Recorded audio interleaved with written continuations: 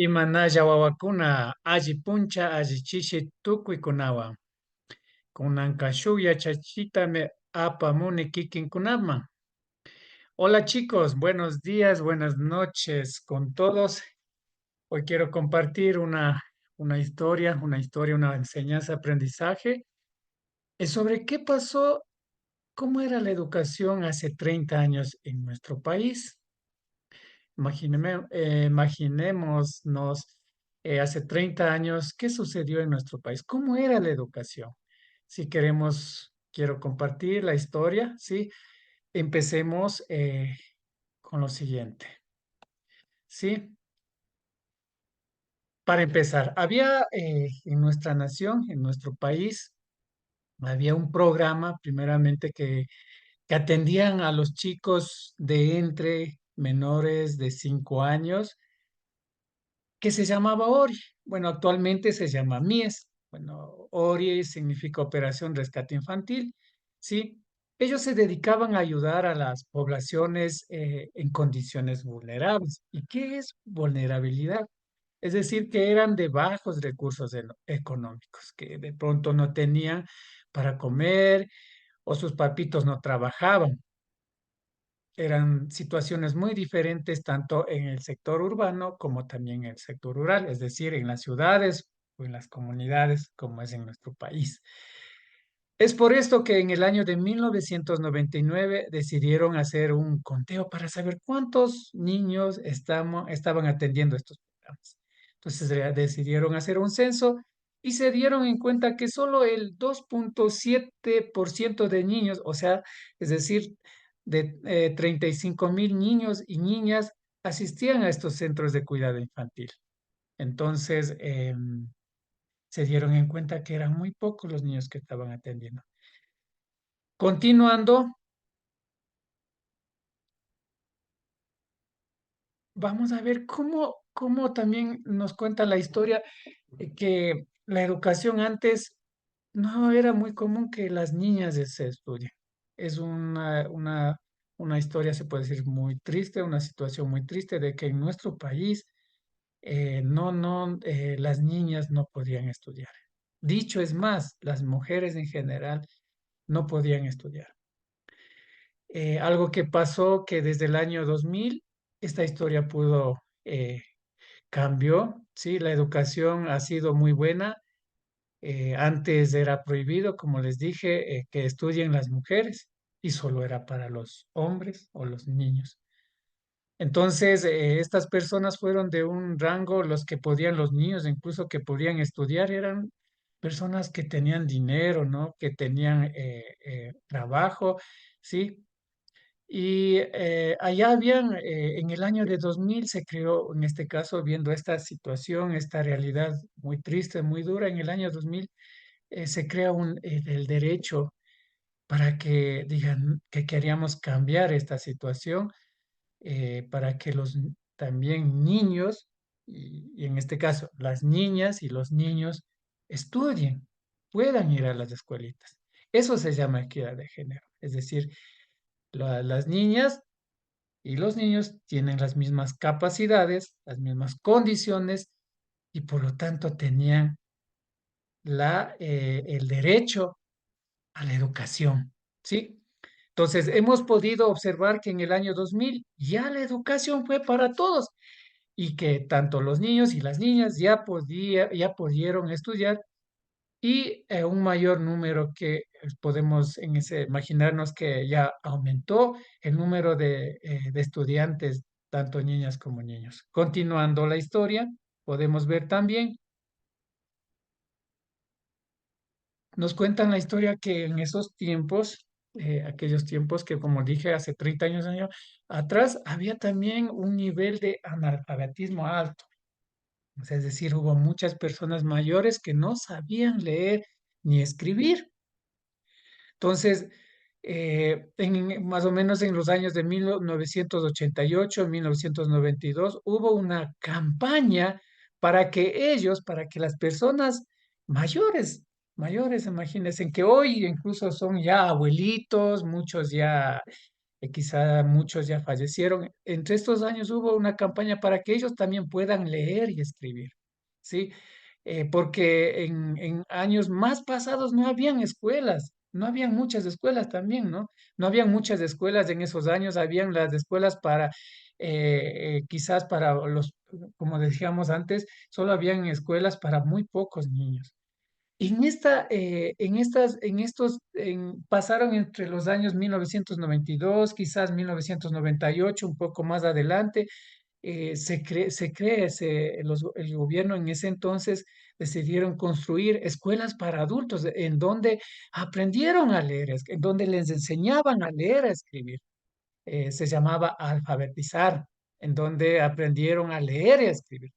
Desde 1999 ya se olvidaron en este caso ya empezó que nuestros abuelitos, como ahora decíamos, nuestros abuelos, que son ahora ellos, muchos aprendieron a leer y escribir en estos programas de alfabetización que se llamaban. Entonces, a eso llamamos la reducción de niveles de analfabetismo y acceder a la educación para adultos, es decir, para las personas mayores que no sabían leer ni escribir. Sí, em, también hablamos sobre, vamos a conocer qué pasó en la educación también de los adultos, pero ya entre los años 2007 a 2010, el gobierno en ese entonces, en esa época, un programa nacional de educación para jóvenes y adultos, pero ya no, o sea, quizás hubo jóvenes que terminaron la escuela, pero que no pudieron acceder al bachillerato.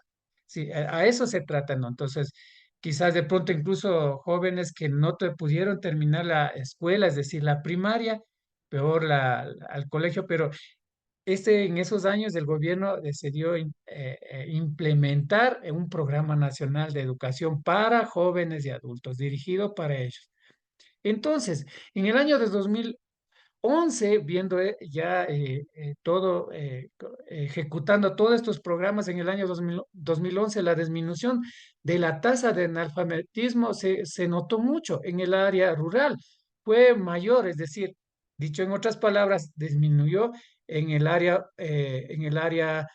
rural fue mayor y en el área urbana que pues pasó de 17,4 en el año 2000 al 12,9. De 17 bajó a 12,9% entre los años 2000 y 2013. Es decir, se logró una reducción de 4,5 por ciento que ya no habían analfabetismo. También, por otra parte, la tasa de analfabetismo en el área urbana pasó de 4,2 en el año 2000 a 3,9 en el año 2013, es decir, hubo una reducción.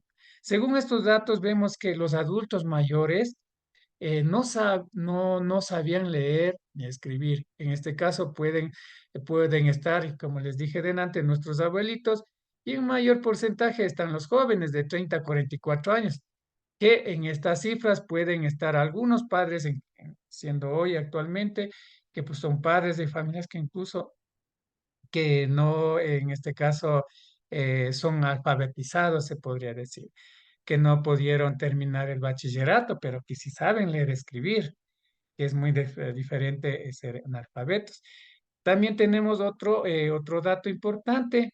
eh, en esos tiempos también se habla sobre la calidad de la educación.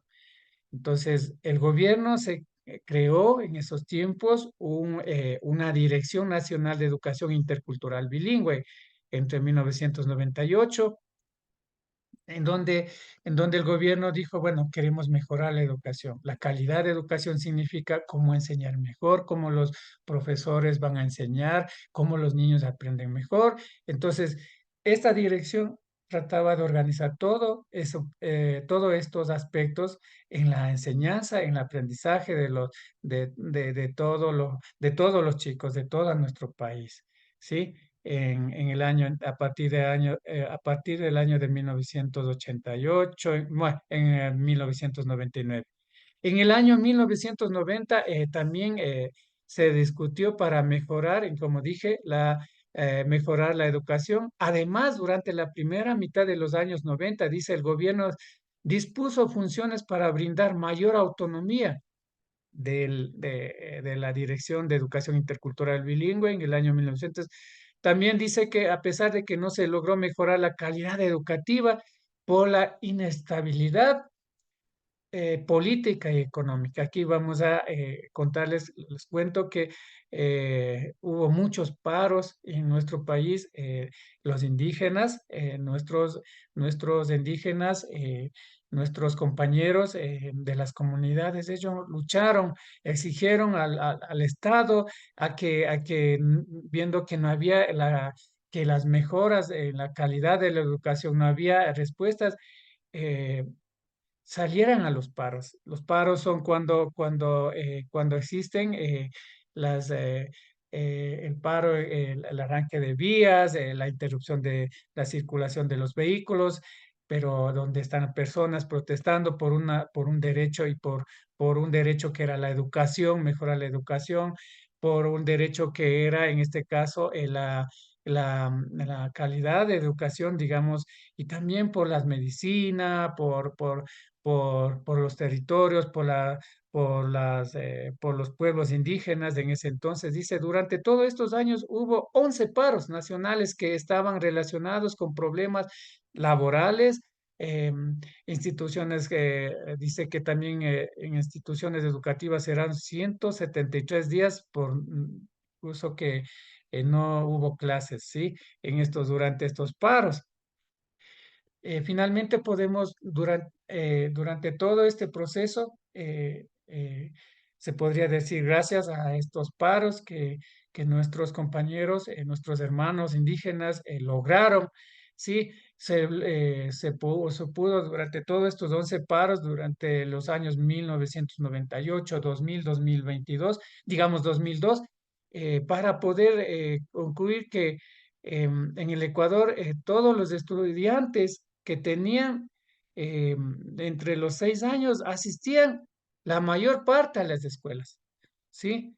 También entre los estudiantes en este caso de educación general básica, los colegios asistían a un 60,1% en las zonas rurales y asistían un 40,9% en las zonas urbanas, que asistían un 72,2%. Entonces, es así como pasó la historia, sí, un poco la historia de la educación en nuestro país. Muchas gracias.